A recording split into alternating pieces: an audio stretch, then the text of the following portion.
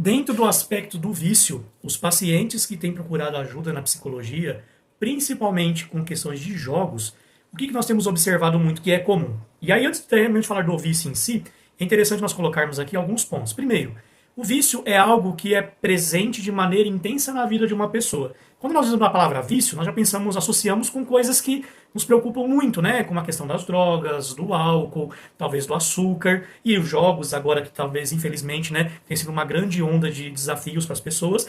Mas o vício é tudo aquilo que eu não consigo ficar sem. Desde hábitos simples, né, como de ter um objeto, o uso do celular, por exemplo. Então o grande problema é a sociedade acreditar que algumas coisas que chamam a atenção são vícios. Não.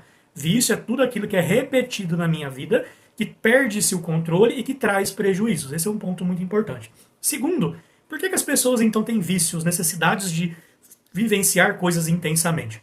Nós colocamos como válvula de escape. O que é uma válvula de escape? Vamos pensar numa panela de pressão, que tem ali aquela válvula em cima. A panela é feita para ter pressão.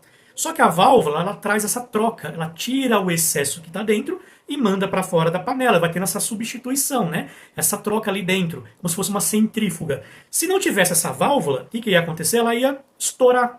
Então ela precisa da válvula para tirando o excesso, mas fica totalmente cheia de pressão. E se ela não tivesse a pressão, tivesse destampada, por exemplo, ou uma panela comum, ela não teria essa pressão para o cozimento, ou seja, ela ia manter o alimento talvez mais morno, até queimaria, mas não ia atingir o ponto de necessidade ali do alimento. Trazendo para a nossa vida, qual é o comparativo?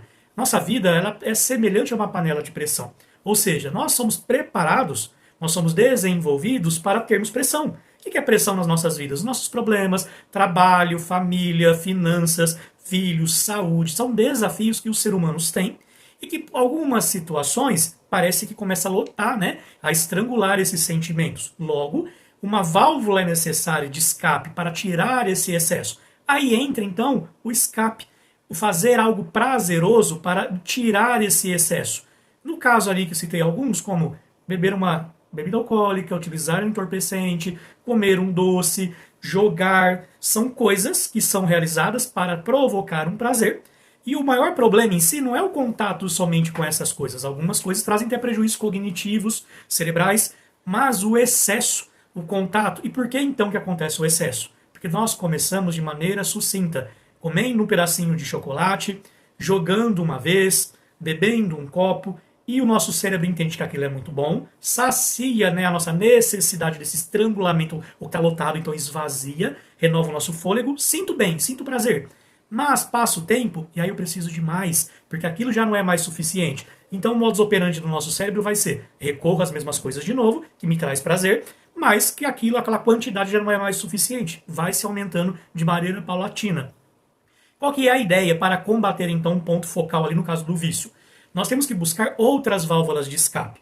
Quando eu estou apegado com apenas uma, então se eu só encontro prazer na minha vida ao jogar, por exemplo, ou beber ali um destilado, ou utilizar um entorpecente, é a única coisa que talvez o meu cérebro acredita que me faz eu desconectar da minha realidade, ou seja, que me dá um alívio, ou um comer ali um doce, por exemplo. O que é a ideia? Temos mais válvulas de escape. E existe válvulas de escape totalmente positiva, como a atividade física, o lazer, as artes, a música, para que nós possamos não termos canalização em um único ponto. Logo, a abstinência é o quê? A ausência desse único ponto. Por isso que também é muito perigoso e complicado cortar de maneira abrupta o acesso de uma pessoa para essas coisas. O ideal é não ter mais o acesso, porque já está prejudicando, mas por que não então ter mais soluções, mais maneiras, mais válvulas de escape?